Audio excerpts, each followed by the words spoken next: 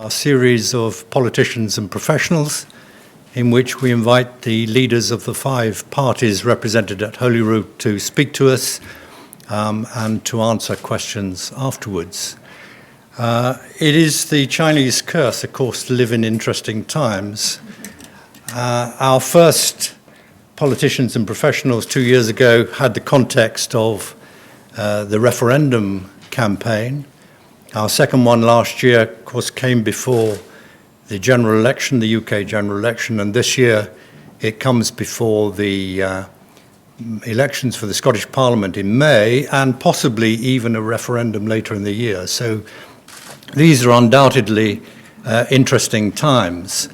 We're delighted again to have the support of the professional bodies, particularly the Institute of Chartered Accountants in Scotland, the Law Society of Scotland, the Institute and Faculty of Actuaries, and the Royal Society of Edinburgh, but this year also to have the support of the Faculty of Advocates. And Gordon Jackson, QC, who is Vice Dean of the faculty, is our chair this evening and will chair the debate after Kezia has spoken.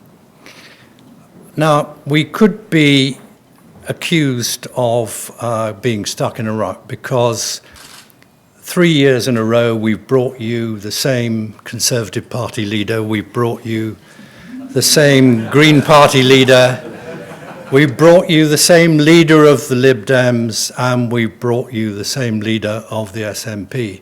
But let no one say that the David Hume Institute does not do innovation and change.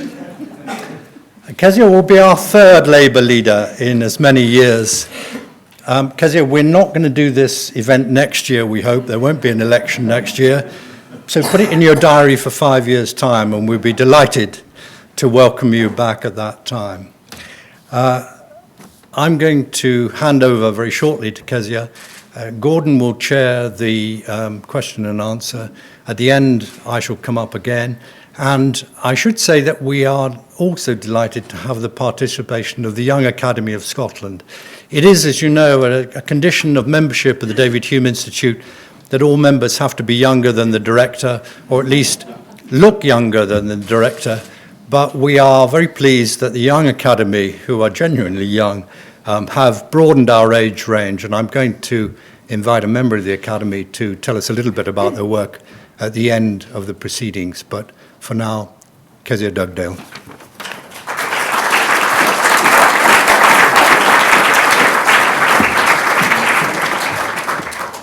Thank you, Ray, and thank you for welcoming me. Can I thank you also to the David Hume Institute for organising this series of events and for the vital role that you play in Scottish society. David Hume wrote that the truth springs from arguments among friends, and that's the importance of the work that the Institute does. Scotland is arguably the most politically engaged country in Western Europe today. Yet we have a real lack of institutions which create that space to argue, a lack of organisations that inform policy discussions and allow us to challenge our existing beliefs. That is slowly starting to change now, and as other think tanks emerge and contribute to the debate, but we badly need more questioning, more accountability, more searching debate, more arguments amongst friends. I want to honour the work of the Institute tonight by setting out a powerful, reasoned argument for change. Change not for the sake of it, but to make our country a better place to live within. That means giving every young person a fair chance in life, no matter their background or how much money their parents earn. And it means creating and enabling a workforce that is able to compete for the jobs of the future, so that we can have a strong economy that generates the wealth that we need to bring about that fairer society. Those are the 2 key principles that guide my politics: equality of opportunity and a strong economy. Now, I don't plan on making an overtly party political speech. However, as this is an election year, there is little chance of me making it all the way through the speech without at least referencing the other political parties. And as I begin, let me posit from the very start that the more powerful our Scottish Parliament becomes, the more vulnerable the status quo looks. The commentators are already wearily writing that this election is a foregone conclusion. I disagree. I think it's going to be the most exciting election in the history of the Scottish Parliament. The power held by our Parliament and by our government is greater than ever, and so too are the possibilities for political change in Scotland. The status quo is no longer something that those in Bute House must passively accept, but it is something that they actively choose. I believe that these new powers over tax and welfare comes a responsibility, not just to use them wisely, but to use them boldly. I've grown up with the case and cause of devolution. Throughout my adult life, the Scottish Parliament has been the central political institution of our public life. I've watched it mature, and as the years have passed, it has become less radical. Paradoxically, the more powerful it becomes, the more cautious its actions have been. That's why I believe a strong Scottish Parliament needs a strong Labour Party, because that has historically been Labour's purpose, to challenge the way things are, to question the inevitability of poverty and inequality, the inevitability of predetermined destiny, to shake things up. Now, I didn't come into politics for a quiet life. I didn't stand for the Scottish Parliament because I wanted to manage the affairs of Scotland. I chose a life of public service because I want to change the face of my country, to realise the potential of all of its people, and to use the powerful tools of government to do so, to stretch our brightest and support the weakest. So I intend to talk tonight about tomorrow's Scotland, the challenges and the opportunities I see on the road ahead, and how we can use the powers of our Parliament to prepare our people, the most valuable natural resource that we have, to make the most of a future filled with possibility. Because tomorrow belongs to those who can hear it coming. The words of David Bowie, who we lost today. Just before Christmas, I stepped into the future, also known as the Informatics Department of Edinburgh University. There I met Baxter, a robot with the capacity and mobility to undertake many human tasks. Baxter and I built a battery pack. By using a pair of glasses that sensed my eye movement, Baxter could pass me tools and follow my instructions. It was simply awesome. Baxter represents both an opportunity and a threat. The boundless possibility of science combined with the loss of manual labour jobs. He presents and represents a future where existing jobs are redundant, and those set to replace them are still to be discovered. Think back 20 years. The internet was only just beginning to impact on people's lives.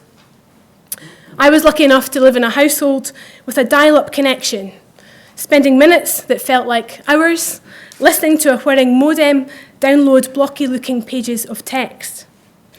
Today, almost everyone in this room has instant access to the internet or mobile phones in their pockets, and with the ability to watch live streaming video whilst walking down the street. It's a technology way beyond what we could have imagined 20 years ago. Professor Jason Rees of the University of Edinburgh recently said that the revolution wrought by computers hasn't been and gone, it's only just started.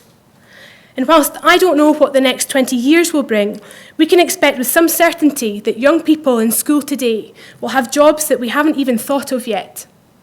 And Baxter will be doing many of the jobs that their parents did. They will work in occupations not yet invented, using technologies that will be as alien to us as the idea of a mobile app developer would have been when I was at school 20 years ago. Technologies like 3D printing or robotics have the potential to transform manufacturing and with it international trade, the distribution of goods around the world, and of course the occupations and careers that go with them. We also know with certainty that the pace of change will leave those individuals and nations who are not prepared for it behind. So why does all this matter? Well, I want to see a Scotland as the most creative, intelligent and innovative country on the planet, where businesses, charities, community groups and individuals have the ability and the opportunity to take ideas, run with them and see them into reality, making their part of the world a better place for them, their family, their community and their country, where people are rewarded fairly, but also one where everyone, from the poorest to the very richest, pulls together to make their part of Scotland the very best it can be. I want Scotland to be investing in our people and in our infrastructure, and through that, in our businesses, communities and country, to make Scotland lead the UK, and with our efforts, leading the UK to lead the world.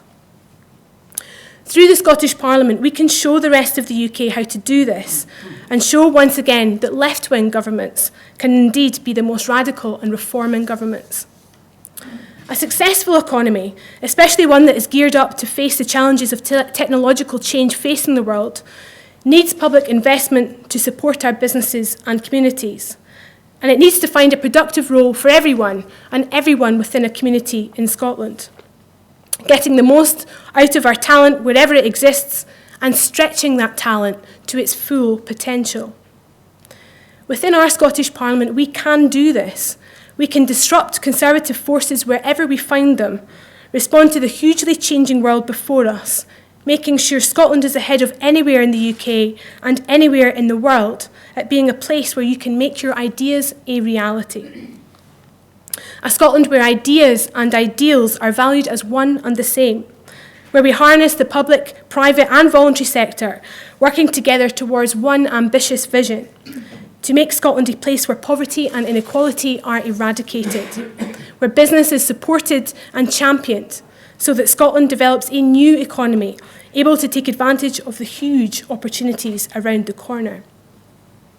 A Scotland that provides jobs and opportunities for every single family to lead fully productive and content lives. Full employment, reimagined for the 21st century. And most importantly of all, where families and communities are empowered to affect their bit of the world for the better, where everyone, rich and poor, is stretched and supported to reach their full potential.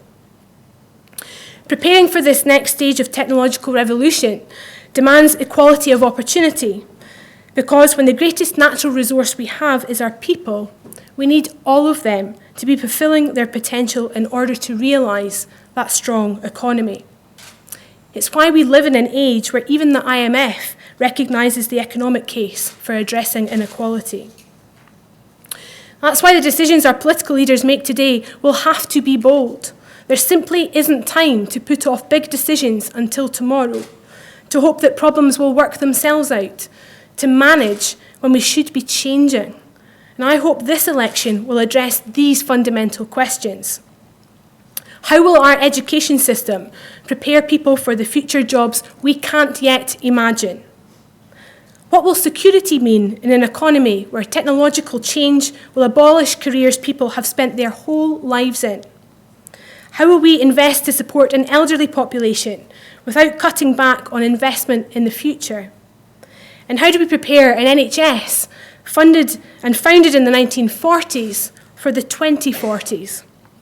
These are huge challenges. They demand and deserve big, bold answers. Let me turn to that last one briefly, the NHS.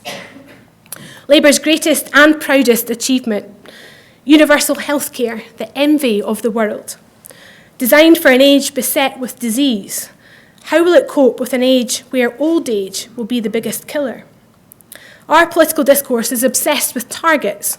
Governments set them ambitiously high and are then pilloried when they are missed, so demand new and creative ways to fulfil those. On Friday, I met two leading cardiologists at Edinburgh Royal Infirmary, courtesy of the British Heart Foundation. These two doctors are acutely aware of the pressures our A&E departments are under, not least with presentations of people suffering chest pains. Each one is considered very serious, leading to an admission and numerous tests, in spite of the fact that only 1 in 10 incidences proves to be a heart attack. So the doctors had to find a faster, more efficient way of determining whether someone was having a heart attack, and devoted their research, time and funds to that cause, the cause of meeting the A&E targets set by the government. Their genius identified that the human body produces a protein called troponin during a heart attack. A blood test that identified this protein was developed, and with it arrived the capability to quickly rule a heart attack in or out, saving countless lives and millions of pounds in addition to the goal of meeting A&E targets. I mention that today because the current budget proposed by the Scottish Government not only reduces research spending within the NHS, but takes the ring fence away as well, leaving NHS boards free to redirect funds should other areas be more pressing. Just at a time when we should be grasping at the possibility, choosing to innovate, investing in science, rising to the challenges and the opportunities of tomorrow, we find ourselves turning our backs, making managerial choices. Next time, it will be that bit harder to innovate. Why has Scottish politics become so managerial? Partly, it is a result of the lack of challenge that I spoke about. Devolution has brought government closer to the people, and a downside of that is that the accessibility of government in Scotland means that on many issues, government, business and civil society operate a shared agenda. This creates a somewhat cosy consensus where sometimes there should be challenge. I've spoken before about how I believe there is a new establishment in Scotland, dominated by the governing party. We need louder voices expressing the need for urgent change. Partly, I think politics has become managerial because of how the current government sees itself. All second-term governments attempt to turn incumbency into advantage by suggesting only they have the experience to rule. However, this government has made competence their chief selling point. Now, I dispute that claim to competence strongly, but I will save that for another, far more partisan speech. But it is revealing that they choose to define themselves that way. Their claim is to be able to effectively manage the status quo, not to change it. There's no attempt to describe themselves as, say, radical, because there is no credible case that they have been. Now, voters are entitled, of course, to choose more of the same, but I don't think that is what they really want, and I know it's not what Scotland needs. Because in Scotland today, the hardship of austerity is felt by too many. Hope, ambition and aspiration felt by too few. Let's take a moment to look at inequality in our schools. The most recent OECD report into our schools found the achievement gap between the most and least deprived children growing. With faint praise, it said Scotland had the potential to be a world leader in education, something which in years past we'd realised and could boast. The most stark inequality is faced by looked after children, kids in care. Their tariff scores are a fraction of their classmates. Those children are still far more likely to see the inside of Polmont Young Offenders Institution than they are Pollock Halls of Residence.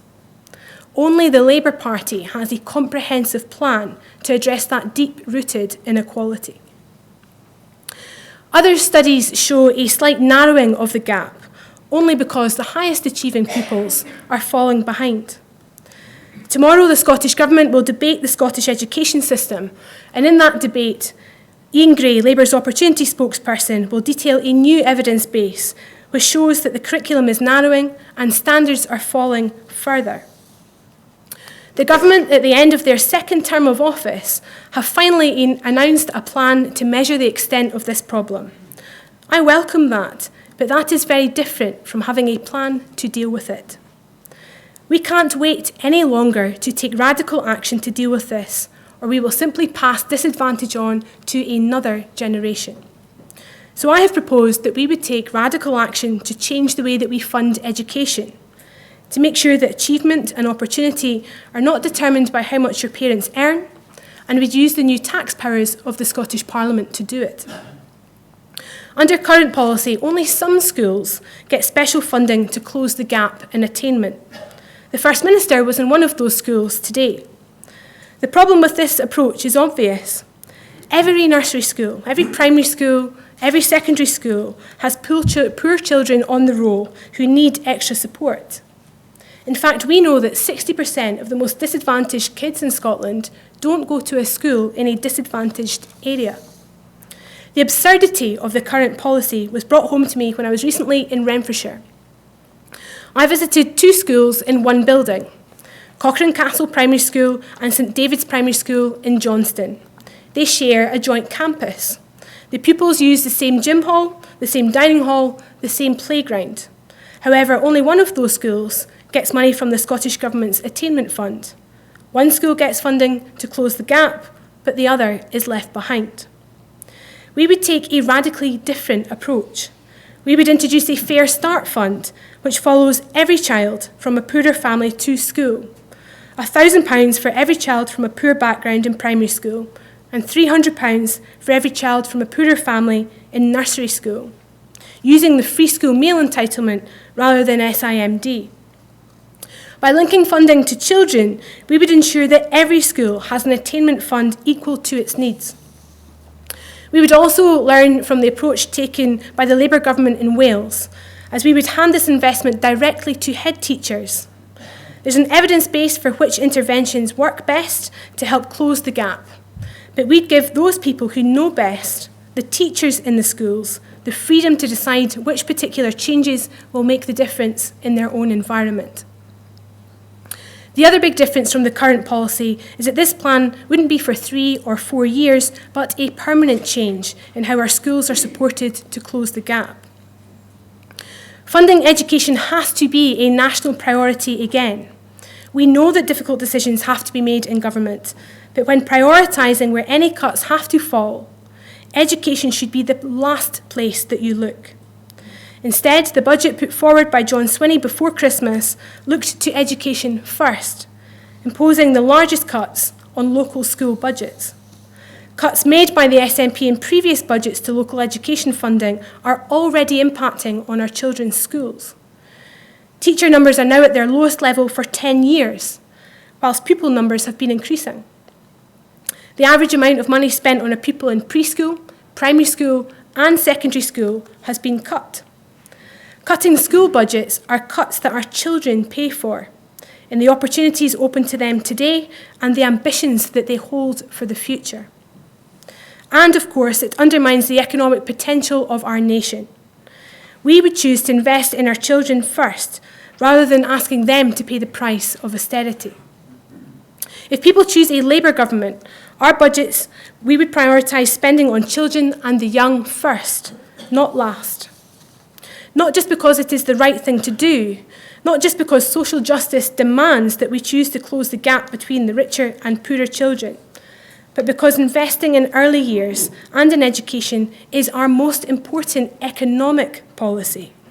It's the best and boldest thing we can do to prepare our children for tomorrow's Scotland, to give them skills not for one job, but for an ever-changing world.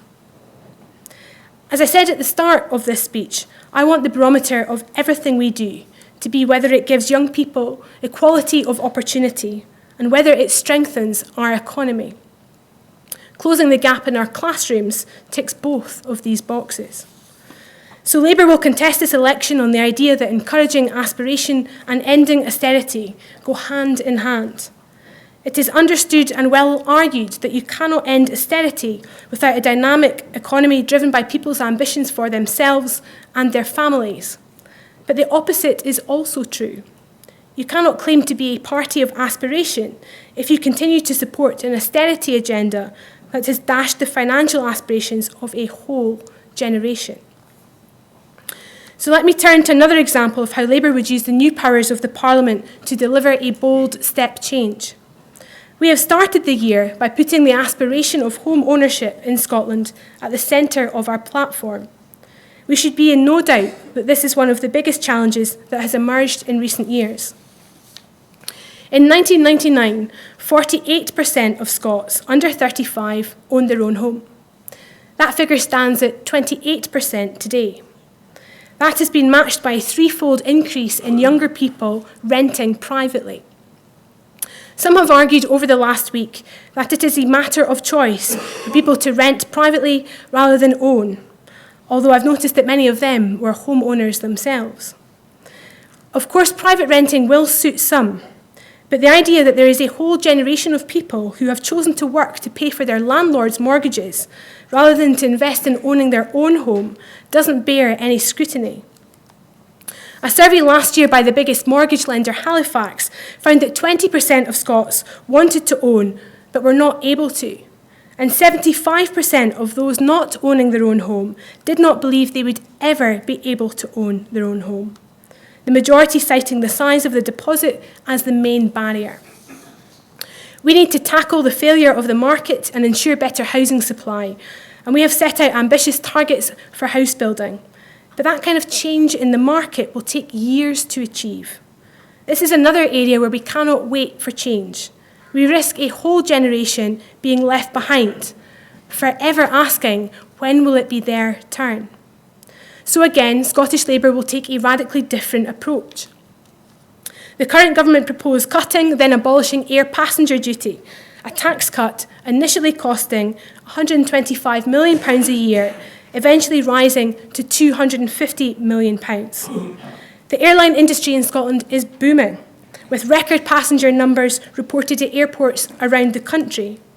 Financial measures to boost the economy are always welcomed, but it is hard to argue that this is a sector that should receive, as it has, the first and only commitment from the Scottish Government to use the new tax powers. So we would reprioritise that money. Today, you can save in a first-time buyer ISA and receive a 25% top-up, up to the value of £3,000. This will help some, but it still leaves a deposit for a home far out of reach for younger generations, for those who can't draw on the bank of mum and dad. So we will effectively double the help towards saving a deposit for first-time buyers, investing an additional £3,000 for first-time buyers saving as part of our plan. The example we have cited is of a young couple each saving £100 a month towards a deposit. Their savings in their first-time buyer ISA over 3 years would amount to £7,200, and they would receive £1,800 on top of this through the ISA. Our new plan would add an additional £6,000, taking that couple's deposit to £15,000, putting home ownership within reach of that generation left behind by austerity. Now, some of the comments from our political opponents following this announcement have been interesting. Some have argued that there is nothing progressive about helping people buy their own home. I disagree. Young people of my generation have been hit hardest by austerity. Slower wage growth, higher unemployment, and too many of those who have found work are in part-time, zero-hour, insecure employment. Many young professionals who have done all that is asked of them find themselves saddled with debt and stuck in the private rented sector. And it's a generation in desperate need of support. Young people who want to invest in their future but simply can't. There are fewer things more progressive than giving every young person the chance to get on in life, no matter their background. These two issues that I offer you tonight, housing and education, illustrate how the new powers coming to Scotland are beginning to change how the political debate operates. Scottish politics isn't any longer just a case of managing money and making an election offer. Behind every party manifesto at this election will be a set of choices on taxation, just as there has always been in UK elections. Ahead of the election, we will set out our full tax plan. Our starting point is for progressive taxation, so we can invest to grow our economy and ensure more Scots share in our national success, giving every young person a fair chance in life and securing the economic future of our nation. The hard truth of politics, that change doesn't come for free, has arrived in Scotland. So who will pay? I'm going to say something really brave to this well-heeled Edinburgh audience. It's going to have to be you. It is right that everyone pays something towards the services they receive. The shared responsibility of taxes is one thing that binds us together as a society. However, it is morally and economically right that the majority of the burden for changes we want to see has to be carried by those who can most afford to pay. We have already set out different choices which we would make, different from the Conservatives and different from the SNP. We have been clear about why we are making those changes. First, I've already set out the different choice on air passenger duty in order to help young people buy their own home. Secondly, we have also set out how we would not follow George Osborne's plans to raise the threshold for the upper rate of income tax, providing around £500 million a year by the end of the Parliament to invest in the future. And thirdly, we have said that we would bring back the 50p top rate of tax paid by those earning over £150,000 a year, specifically to fund our plan to close the gap between the richest and poorest children in our schools. The impact of these changes is that we can guarantee that the tax plan we set out before the election will be significantly progressive, with those lucky enough to be doing very well asked to pay more than the vast majority. That is a challenge to the other political parties. We have, to borrow a phrase, a once-in-a-generation chance to reset Scottish politics. We can move on from the arguments of the past and use our powers for radical change and offer a break from austerity, which has left so many behind. Both the party of government in Scotland and the official opposition have fought over this ground in recent years. The arrival of real financial powers in Holyrood will show who really means it. John Swinney's Scottish budget has been widely recognised as a facsimile of the UK Tory budget. The Guardian described it as a powerful echo of George Osborne's approach. The Financial Times concluded he did little more than ape the UK Chancellor's policies, and The Telegraph labelled it a Tory copycat. There will be some who welcome this, perhaps even in this room, and if Scottish voters choose to go the same way as the rest of the UK on austerity, that will be their choice. But that's what it is, a choice. That's what makes Scottish politics so interesting now. We can no longer pretend that the things that are happening in our country are simply inevitable or the fault of someone else. At times when you listen to those in government in Scotland and across the UK, it sounds like they are helpless in the face of these economic realities. They are not. The power of government is immense. Government ministers have the power to effect more change in one day than most people will be able to achieve in their lifetime. The NHS, the minimum wage, the creation of the Scottish Parliament, the smoking ban, they weren't random acts of God. They were all positive decisions to use the huge power of government to change the status quo. Similarly, the gap in achievement between wealthier and poorer children is not inevitable. Cuts to school budgets are not inevitable. It's not inevitable that a whole generation will miss out on owning a home. More of the same is not inevitable. I said at the start of this speech that I wanted to set out a powerful, reasoned argument for change. Change guided by two core principles: giving our young people a fair shot at life and creating a strong economy. My plan for greater investment in education and our proposals to help young people get on the housing ladder are just two examples of how we can deliver that change using the new powers coming to our Parliament. The kind of change that will transform the lives of people in this country. Politics that makes its priority governing to achieve fairness, the eradication of poverty, the pursuit of equality, full employment in modern, secure, sustainable and fulfilling jobs, and an incredible quality of life for everyone. If we as politicians aren't here to do that, then why are we here? So, expect Scottish Labour to surprise you, to challenge the status quo, challenge the assumptions about what is inevitable in Scottish politics, and I believe confound people's expectations in May. I'm determined to keep setting out a vision of how things can and will be different in tomorrow's Scotland, a future filled with possibility, a strong, dynamic economy built by its people, the greatest natural resource it has. Thank you.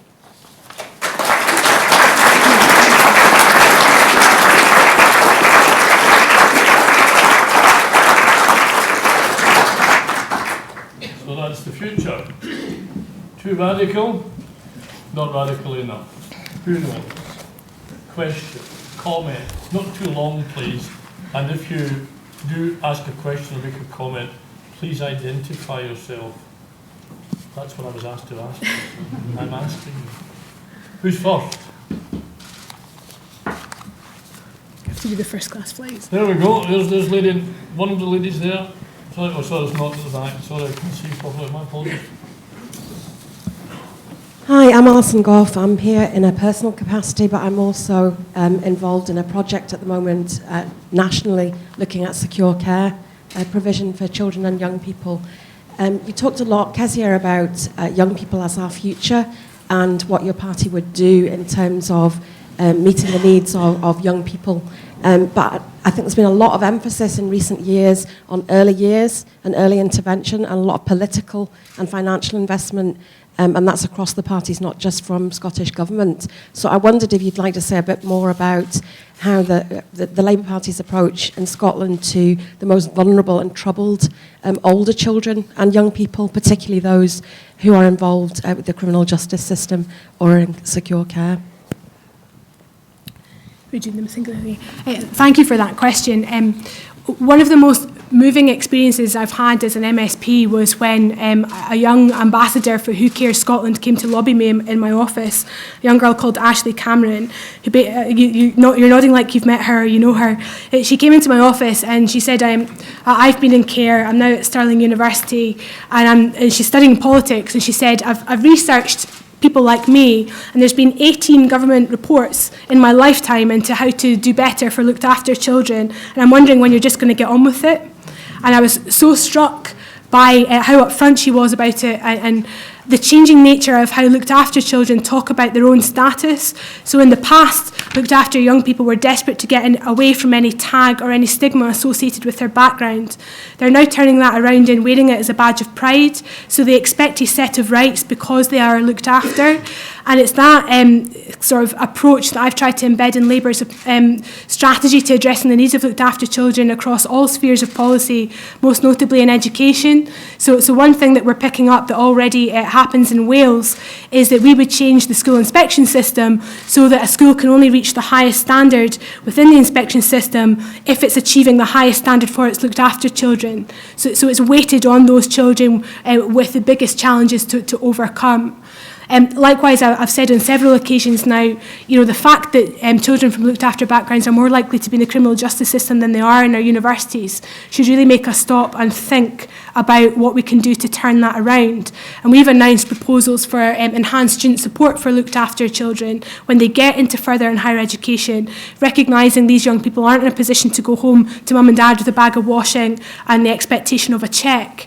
So, and also I should say, very happy and pleased to push the Scottish Government further on looked after children when it came to the Children and Young People Bill, when it came to a right to return to care, which has now gone from 16 to 21, and I hope further down the line, 25. So I think there's a whole sphere of things we can do to help those most disadvantaged young people. It's not always about resource, it's about mindset and having the same aspirations and ambitions for those children as we do every other child within society.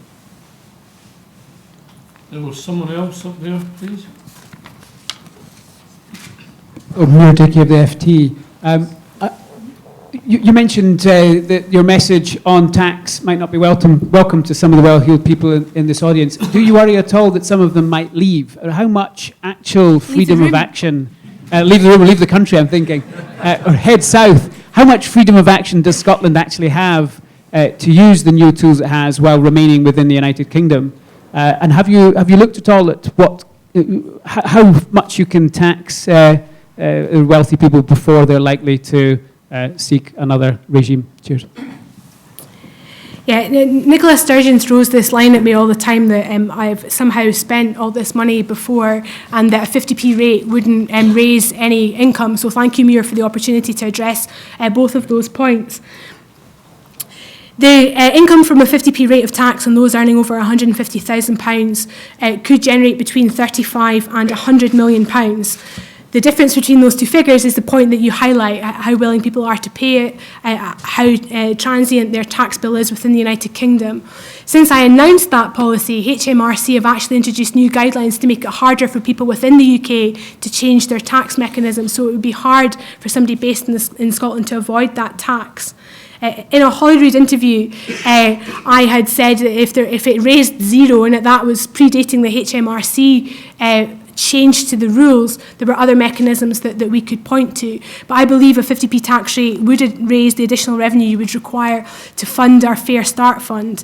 Every single policy that Labour will put forward at this election will be costed and funded properly, and I think we have a good record so far of publishing all the associated detail with our policies when we've done that.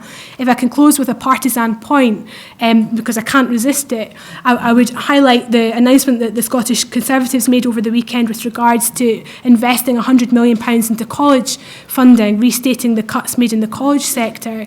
Now, in the loose detail of that announcement, the Scottish Tories are pointing to use the graduate endowment to introduce the funding for that mechanism. But anyone who remembers the last graduate endowment knows it takes 5 years before you generate any income. And the graduate endowment under the last mechanism only ever raised £20 million. So I think when it comes to testing the figures of political parties, it's the Scottish Tories right now who should really be scrutinised. I've got someone here, please. I'll come to you now. Oh, good evening. My name is Mike Ash. I'm a non-exec director in the NHS, but I'm here in a personal capacity. And I'm retired, so I hope I'm safe from the £150,000 tax ban. But as someone who's worked in education for life, I welcome the comments you make, and absolutely the identification is only by growing our human capital will we be successful. But in many countries around Europe, and certainly in the Labour government time in England, a lot of that was connected with decentralisation and change in work practices, as well as simply providing more funding. Have you given thought to that in education and decentralisation as a larger issue as well?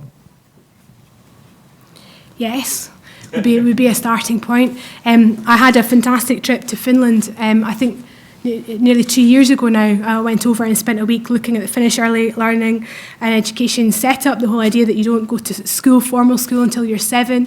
I met with a number of different organisations, including the then Labour Education Minister in Finland, who told me how important it was that they reduced the amount of time that teachers actually taught. So a maximum, I think, of 20 hours when I was there 2 years ago, and the rest of a teacher's working week was on continued professional development, time where they were encouraged to spend on a master's, if not a doctorate, and encouraged to collaborate between schools.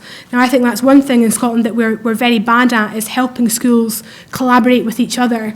And a really good example was put to me recently in West Lothian, where you've got 2 schools side by side. You've got Linlithgow Academy and Whitburn.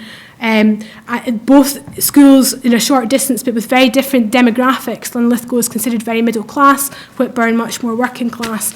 Both schools excel at delivering for the majority of the needs of their pupils. But if you're working class in Linlithgow, or perhaps have a more academic mindset in Whitburn, you miss out.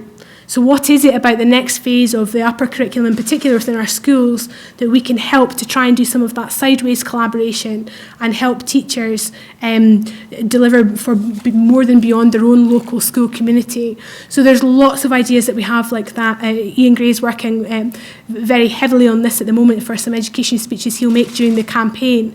It's unlikely to ever feature on a top 5 things Labour will do for you, but it's right at the heart of our policy for driving up attainment in our schools. Can I tease that just one Sure. second? You said that if you're middle class in Whitburn, you miss out, and vice versa. Why is that? What happens? What's the mechanism that causes that lack of support for people outside their own demographic? The main driver just now, I believe, is budget cuts. So actually, and this will be evidenced in the debate that is happening in the Parliament tomorrow, Gordon, that I mentioned in the speech. We fully support Curriculum for Excellence, but there's a new report coming out which is showing that Curriculum for Excellence has actually forced a narrowing of the curriculum. So young people are having to choose fewer subjects at an earlier stage in their academic lifetime. Now that means some subjects are disappearing from our secondary schools altogether. So unless you live in an area with a really sort of aspirational community and driven head teacher, it's now quite hard in Scotland to even do 3 sciences, for our people to do 3 hires in 1 year at science level that would give them access to medicine. Now, if you come from a particularly poor community, that's almost impossible to sit 3 hires, full stop, let alone the 5 that you might need to go to Edinburgh or beyond that.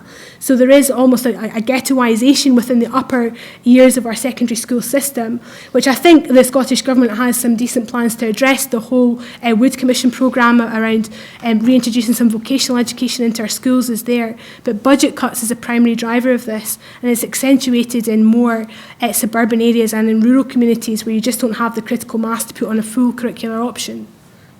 Thank you. Someone at the back, please. Very back of the room, please. I'll come to all of you, I think. Thank you. Jamie Livingston from Oxfam, Scotland. I really welcome the focus in your speech on inequality, and indeed the welcome cross-party focus on reducing inequality. I'm interested in how you plan to measure success. The reducing inequality is now at the heart of the Scottish Government's economic strategy. The Scottish Parliament's Information Centre notes that as things stand, it's almost impossible to measure the government's success in achieving that. Given you talked about an obsession with targets, how would you plan to be held accountable for reducing inequality in Scotland? Thank you. It's an excellent question, which isn't aided by having annual elections, which how I think it feels just now. We just bounce from one election cycle to the next, which make it harder to change a public discourse from outputs to outcomes. Jamie, I don't think I'm giving any secrets away. You and I had a very honest conversation about this before Christmas when you came to lobby me about how Oxfam's Humankind Index might have all the answers as to how this might be addressed.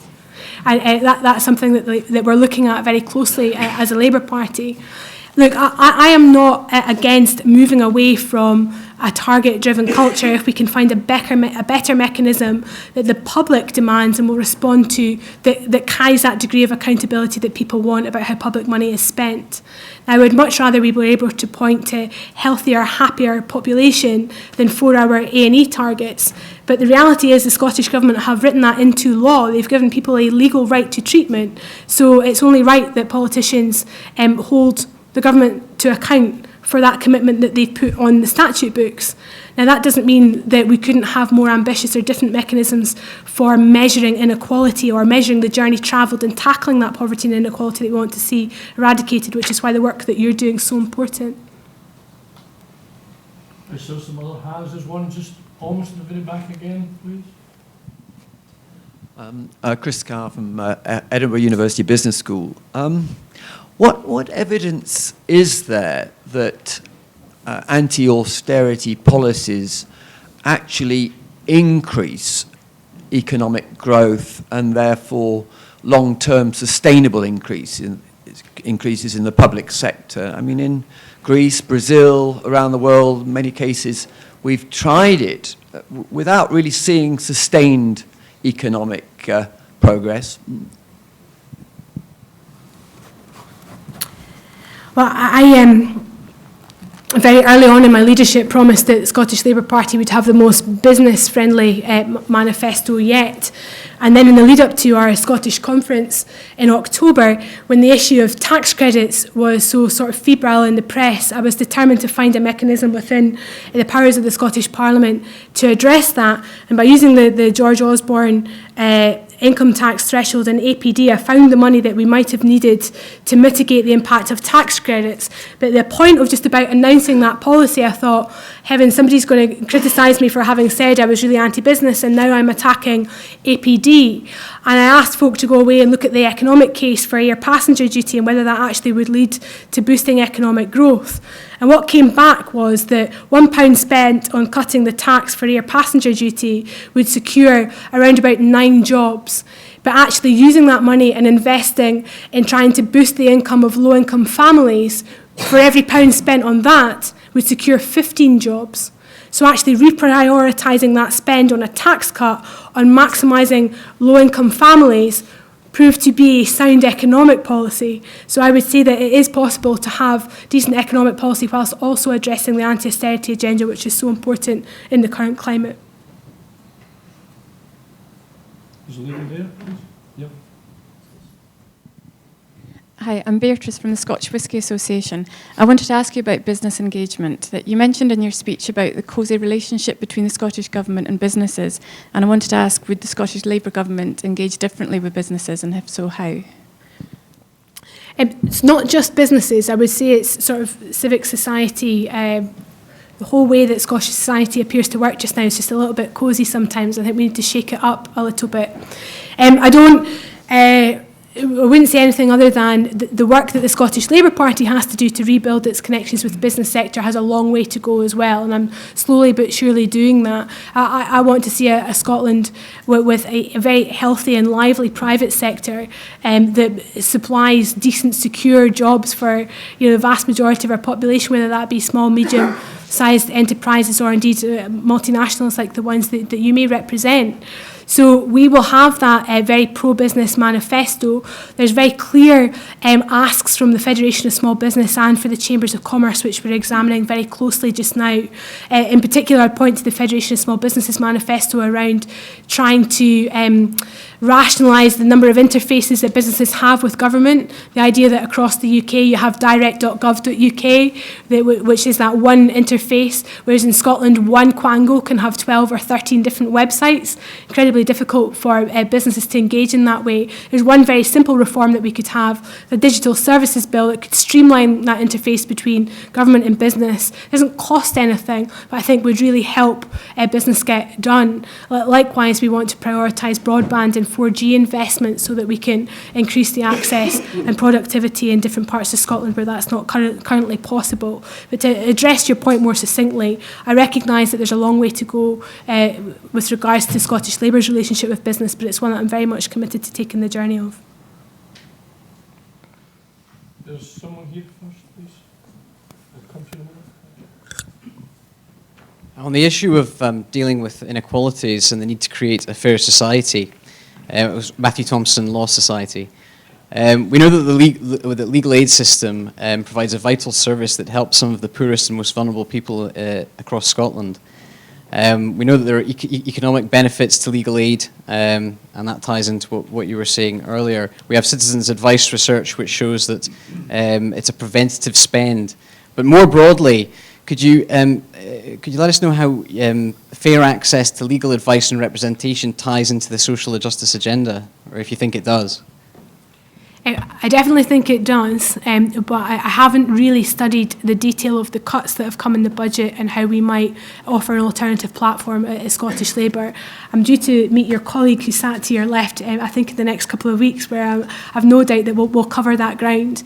But maybe I can point to the direction of travel. I remember when Ken Clarke was the UK Justice Secretary and he announced cuts to legal aid across the whole of the UK and removed rights to legal aid for all family law cases, and was absolutely appalled by the injustice that I knew would flow from that, particularly for women who were just trying to access their rights and build a better future. So anything, any direction of travel towards that which impacts on vulnerable groups, Scottish Labour will stand very firmly against, and I look forward to having a proper conversation with you about alternative models or alternative policy agendas that we can pursue together. Please.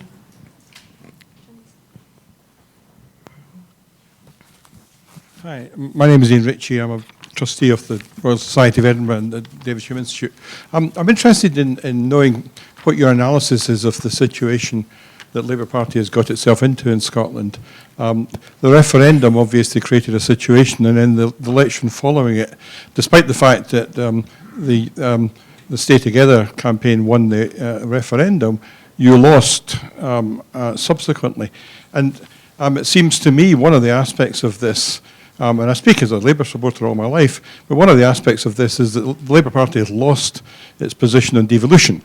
I mean, at one time, the Labour Party was the champions of devolution, and now the Scottish public perceive Labour as being run from London, and you don't really have an independent image in Scotland, and therefore it's relatively easy for the SNP to claim that they're looking after their population as Scots.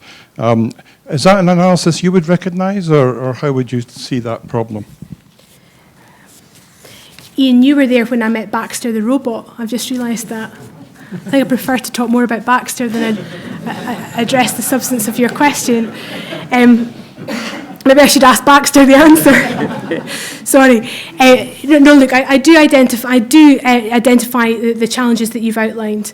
In fact, it was the main challenge I had to take head on when I decided to put my name forward for leader of my party, and then address very early on in the early days and weeks of my leadership. I'm now in post 4 months. It feels longer than that, but you know, the challenge to address those key points remains. It's why I very early on stated that I was going to lead an autonomous Scottish Labour Party, and I believe I'm a long way forward to delivering on that promise.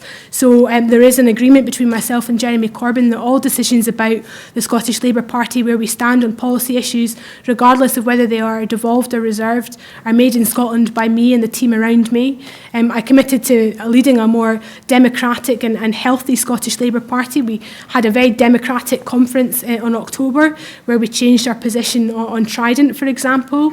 So I think I have made great strides forward in terms of leading a more autonomous Scottish Labour Party, where it is very clear that we stand first and foremost for the interests of people in Scotland, whilst maintaining our place as part of that UK-wide Labour family, which I'm very proud to be a part of.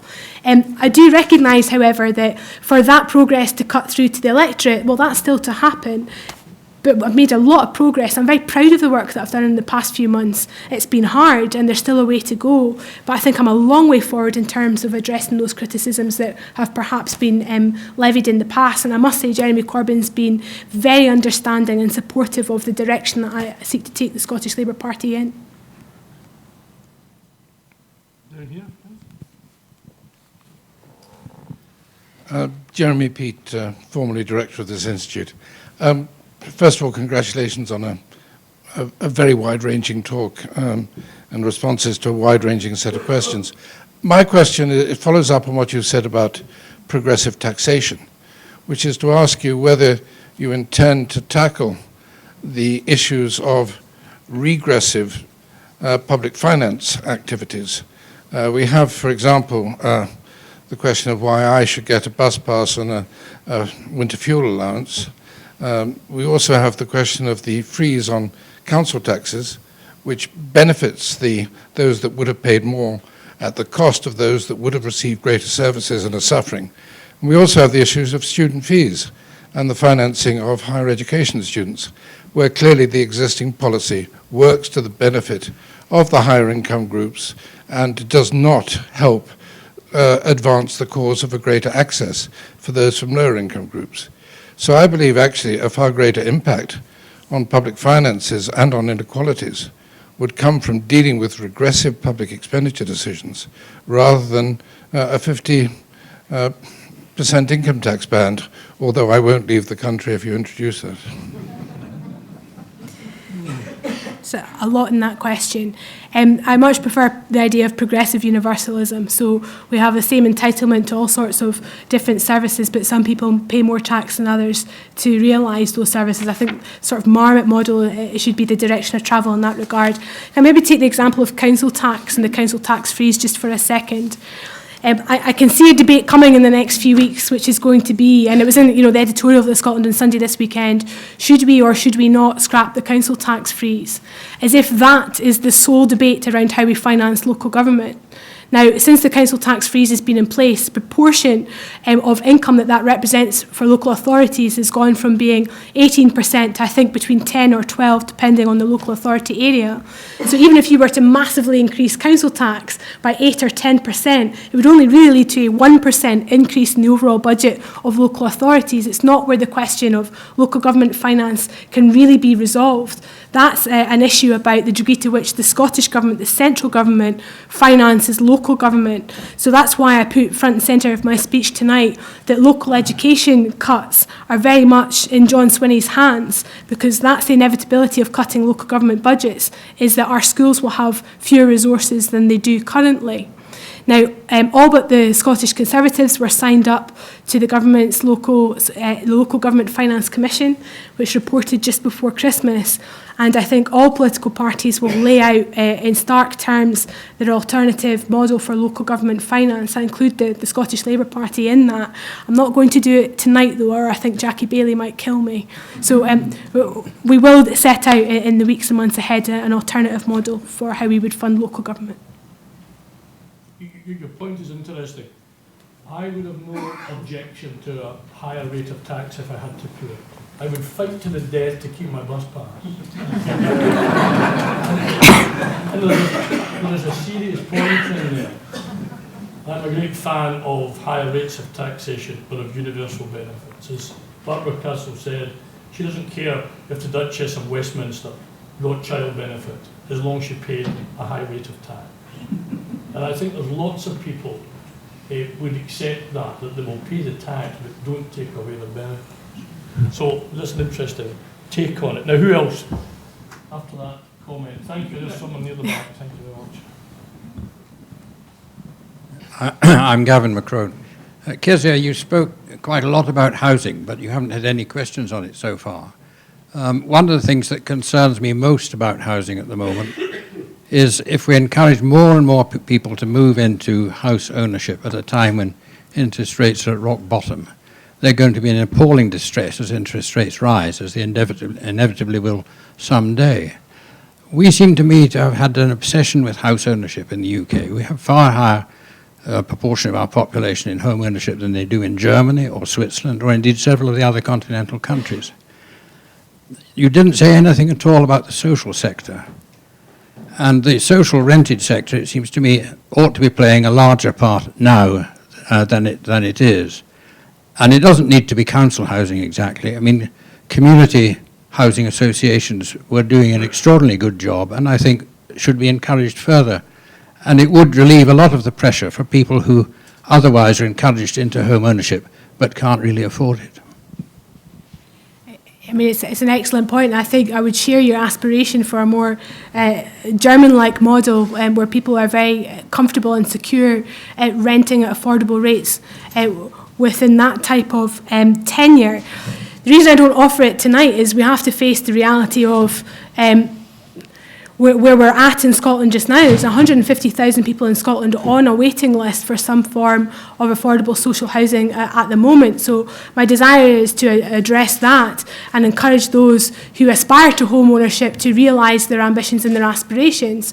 So the Scottish Labour Party will pursue a housing policy of mixed tenures. We have laid out how we would seek to increase the amount of affordable and social houses that are built. Alex Rowley made a speech to that effect just before Christmas, and again it will come up in a debate on Wednesday in the Scottish Parliament. It's Labour Business on Wednesday and we're focusing on the issues of poverty and inequality that I've outlined today, and we'll rehash the territory of how we would use the borrowing powers of the Parliament to have what we would like to see as the most ambitious house building programme since the Wheatley government. But to get from where we are today to where you would like to be needs more than the length of one Parliament to get to it. So supporting that mixed tenure approach is very, very important. And I dearly hope that we will raise the standard of debate when it comes to housing between the political parties. And I take my sense of responsibility for that. So whenever the Scottish Labour Party stands up in Parliament and bemoans the record of the SNP government who promised 30,000 social houses and then very quickly changed it to affordable houses, and anybody that knows anything about houses knows there's a stark difference there, the SNP just jump up and say, but you only built 6 council houses the last time you were in power, and ignore the 27,000 houses that we built using housing association models. So I think we need to have a much more grown-up conversation about mixed housing tenure, how to support that, how to help people get a secure home that everyone should be entitled to. And I do share your long-term aspiration. I just think it's very much that is for the long term. I saw some other hands. There's one in the middle.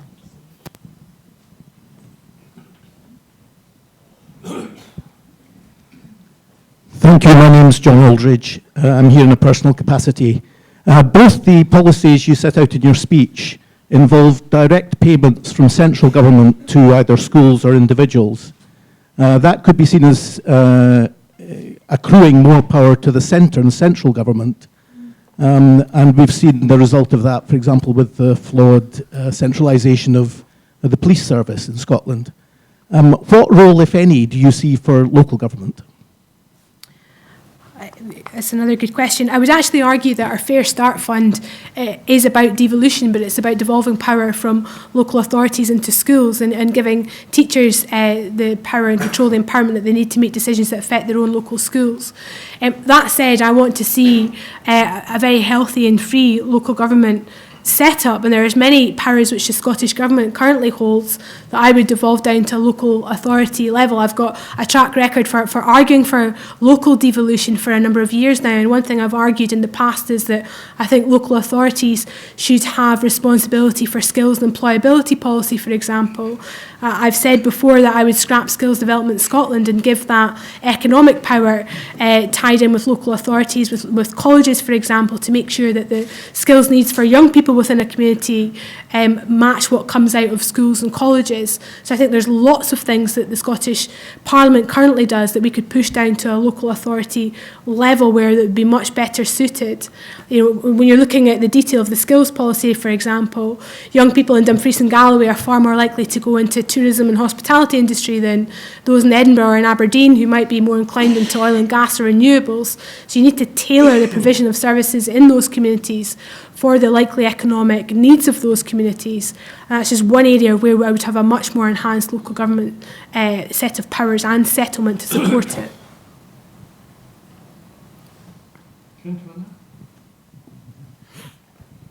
Yeah, David Gow. I just want to ask about talking about devolution from local authorities to schools.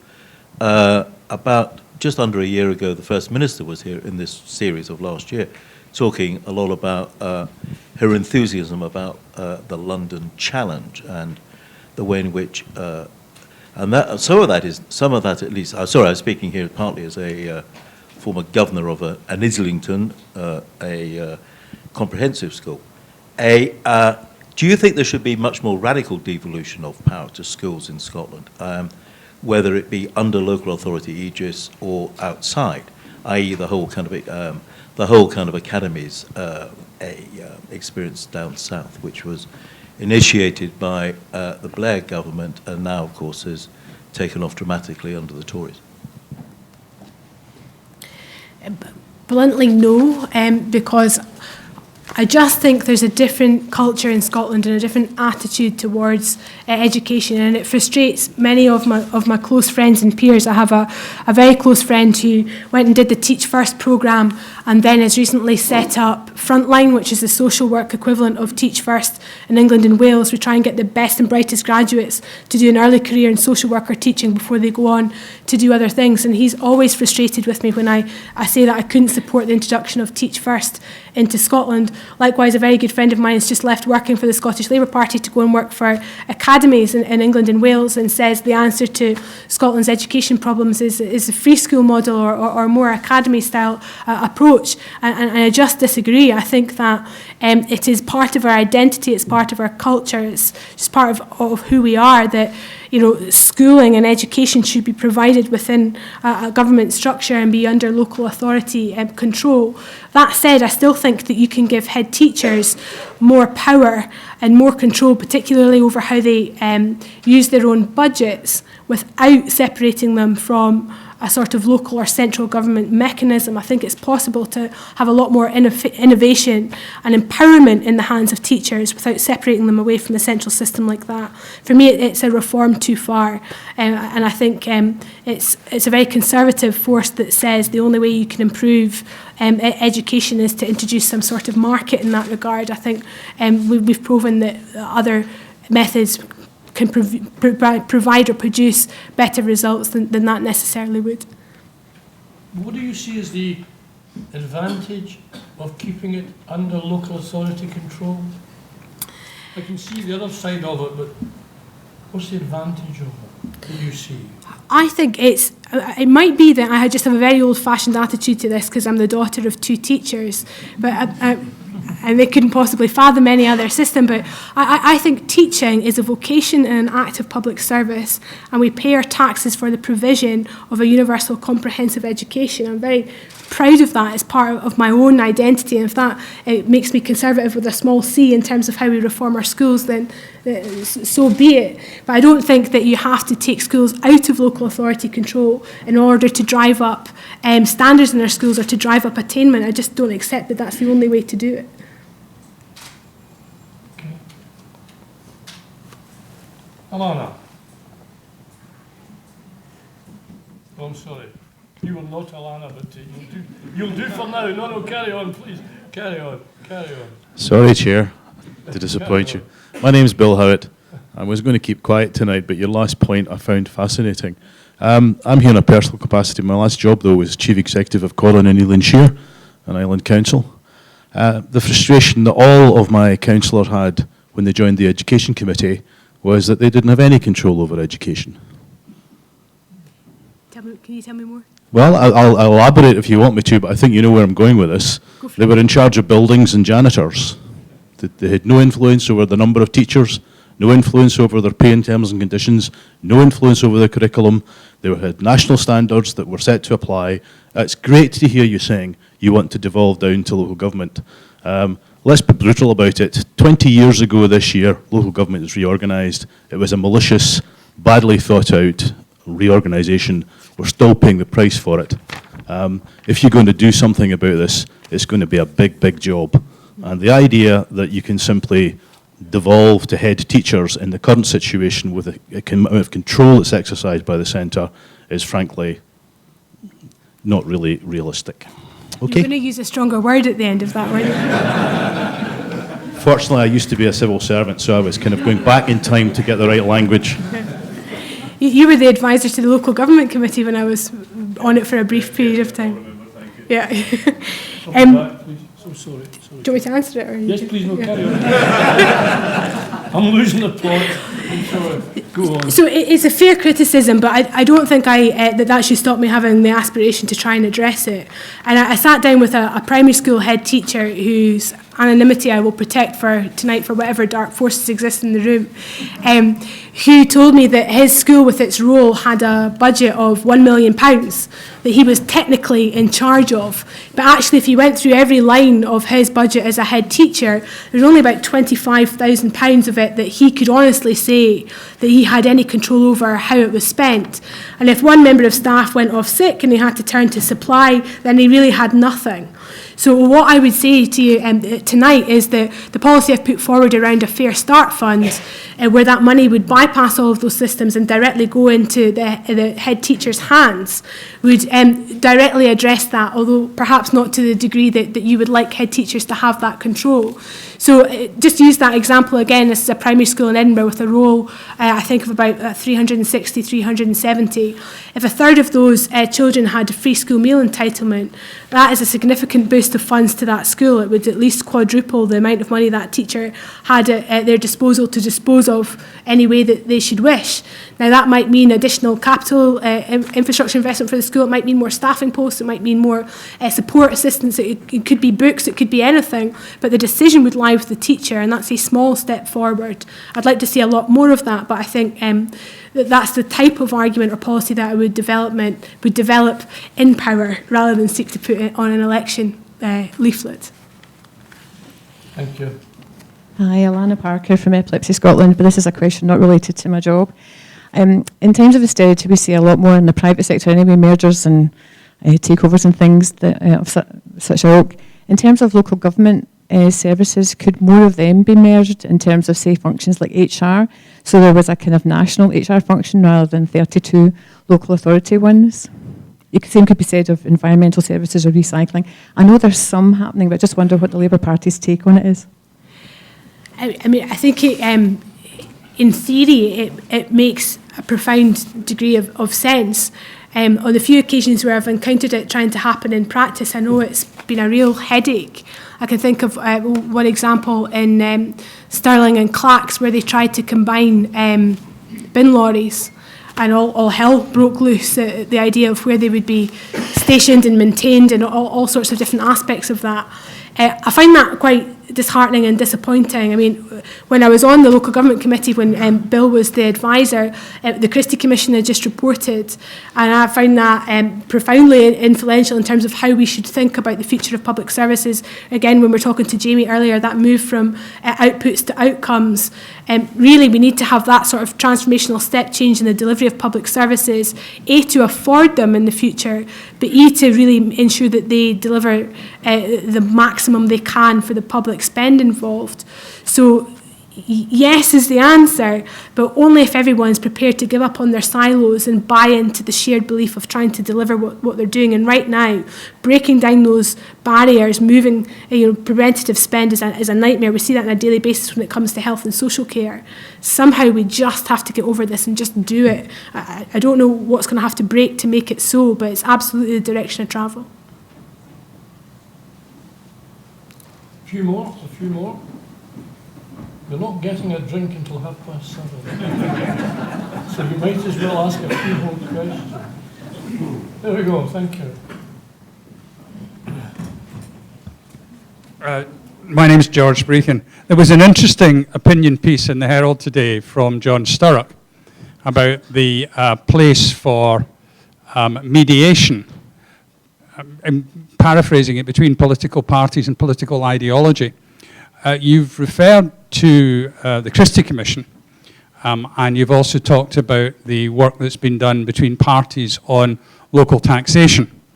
Is there a place, and if so, would you support it, for coming together between parties to look at how we shift power out of Edinburgh and into strengthening local democracy, dealing with some of those issues, but doing it not on a manifesto versus manifesto basis, not on a Yaboo sucks, which is reluctantly what the Parliament seems to have developed into, but into a more mature and mediated approach to how we should be driving society forward? I would love that. I would absolutely relish the opportunity to do that. And I think that once we get the other side of this year's election, perhaps next as well, but I hope that this year's one will do it. We will have bought enough time and space to have these types of conversation.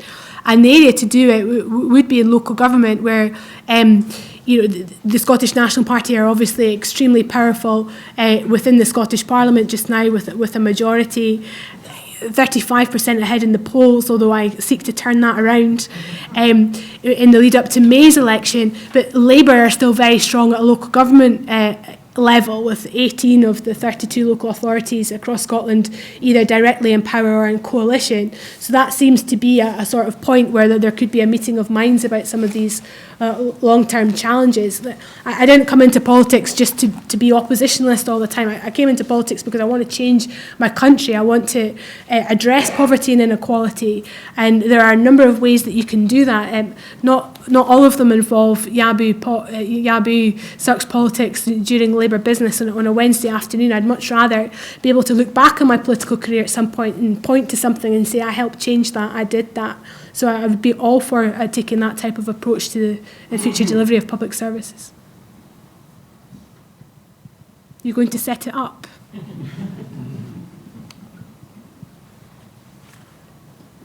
Oh, I'm sorry, I see someone just in the back. Thank you very much.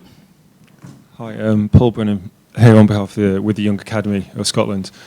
I had a really interesting discussion here about how education and economics can really help drive forward a change in Scotland. Yet one of the biggest things that's changed what Scotland looks like in the last few weeks is the environment we live in, the amount of water that's fallen, and a huge big changes the community.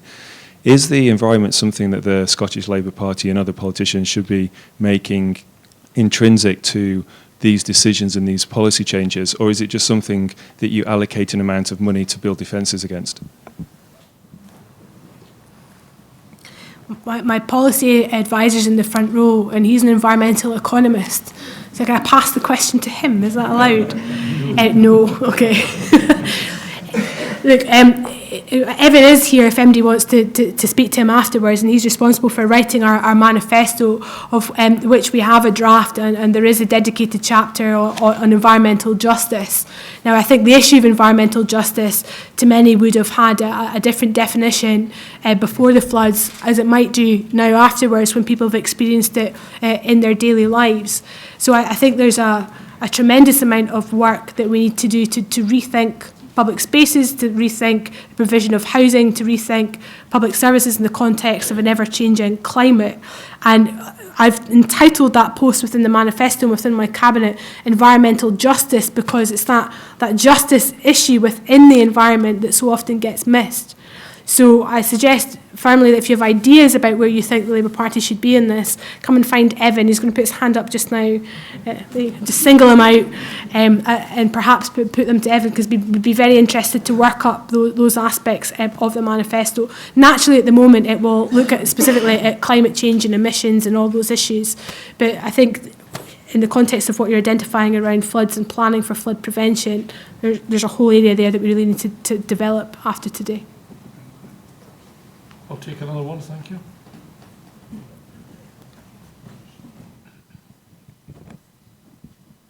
Thank you very much. John Brand, you didn't mention Europe for fairly obvious reasons in your talk, but could I just ask, will the Scottish Labour Party be unified in its support for UK membership?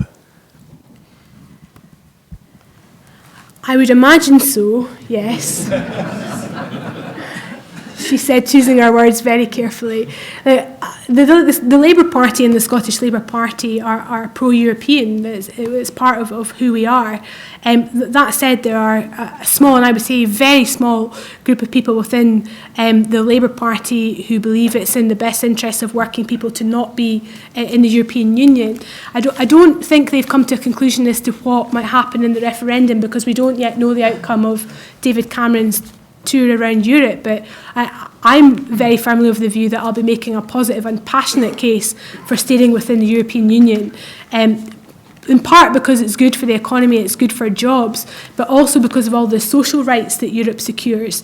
The idea that we don't trade with our neighbours on the terms and conditions of staff, that the idea that we might compete for the jobs of the future based on the skills of our people rather than how many hours in a week they're willing to work for whatever nominal elements of pay. So I welcomed Alan Johnson to Scotland just before Christmas, where we launched the Scottish Labour Party's campaign, the In campaign. I'm never sure if we're in, out, yes, no, leaving or remaining, or what the language is, but to make the pro-European case. And just last week, Gordon Brown's developed that further with the Labour Movement for Europe, making the case for why Labour values and that idea of solidarity across Europe is the best thing for working people in Scotland and across the whole of the United Kingdom.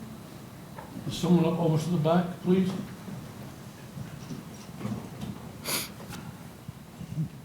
Helen Chambers from Inspiring Scotland. I wanted to return to the comments about the Christie Commission.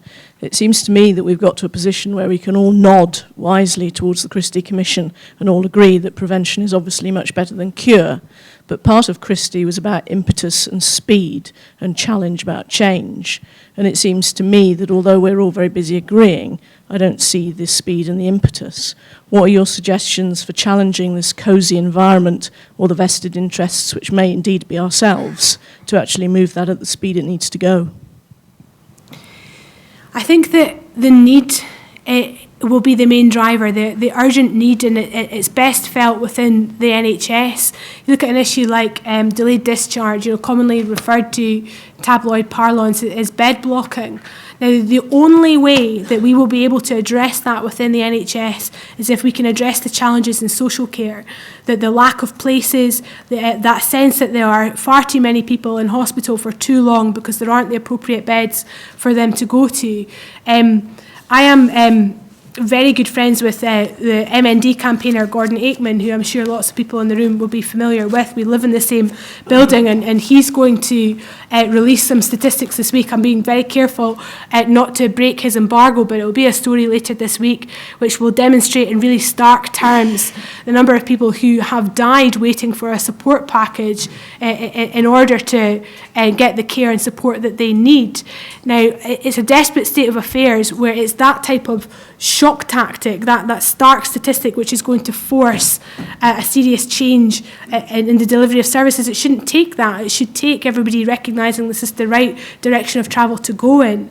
But it's been 4 years now since Christie at least, and we aren't making that step change. The tiny amount of money identified in change funds in those three areas hasn't really moved any further forward than it was 4 years ago. So I'm afraid it's going to be driven by the urgent need to deliver the outcomes that we're looking for in the example of delayed discharge in particular. Again, it's not an issue which is very easy to write into a manifesto or to try and talk about in an election year. Electoral politics just doesn't serve it because people have an expectation of their rights to citizens to a certain amount of care. They don't want to hear about these types of what are often perceived to be bureaucratic policy issues, but they are incredibly important if we want to keep our health and social care services in the direction of travel that they need to be in. Okay, thank you. Thank you all very much. We can only have a successful evening if there is the participation, and it's been fabulous, so thank you. Now Ray is going to wind up for us. Thank you. Good, thank you very much. Can I, on your behalf, first of all, thank Kezia Dugdale for a very interesting speech. Clearly, by the number and quality of the questions that you were asked, there was great appreciation of the work and thought you put into that speech, so thank you very much for that. And can I also thank Gordon for using his bus pass to be with us this evening and chairing so ably. As I said at the beginning, I'm going to ask Nasser Mir in a moment just to tell us very briefly about the work of the Young Academy of Scotland, because I think it's very interesting and important. But just to remind you of two events we have coming up. Firstly, on the 26th of January, the next in the Politicians and Professionals series, Patrick Harvey of the Green Party. But before that, on Wednesday of this week, the 13th, we have Adair Turner, formerly the Chief Executive of the Financial Services Authority. I was going to say it was a light relief from politics, but as he presided over the biggest financial crash of the last century, and his new book predicts the next financial crash, I'm not sure that light relief is the right word. Anyway, I come along on Wednesday and hear him. I shall be here if Baxter the robot doesn't already have my job by then.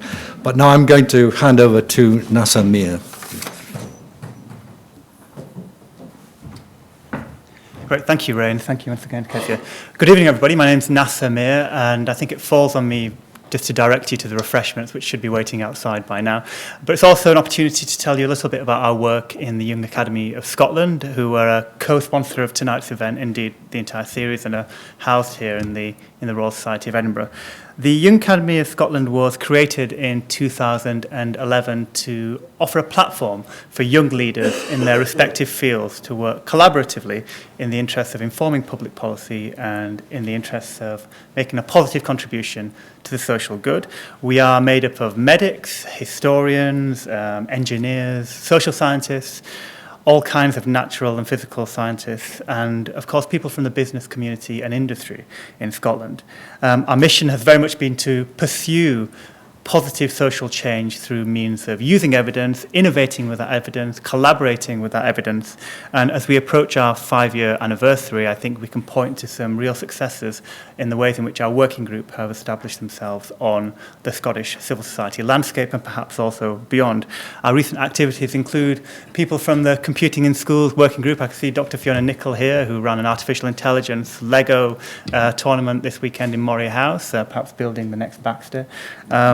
We have people in working groups working on opening and making sense of open data and big data, which in many respects is the new frontier in terms of knowledge production.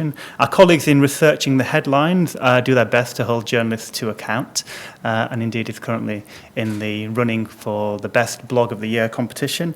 And our colleagues in humanities working groups are working on a project right now on the story of refugees and Scotland over a longer period. Our most recent edition is a working group on food and drink. I think it's about the science and industry of food and drink rather than a tasting group, but that seems an appropriate place, I think, to guide you to our reception outside. But I would just say, do please follow us on Twitter, on Facebook, consult our 2020 vision on our web pages, and most importantly, get in touch. We're always very, very keen to work with new potential partners and collaborators. Thank you once again. Thank you.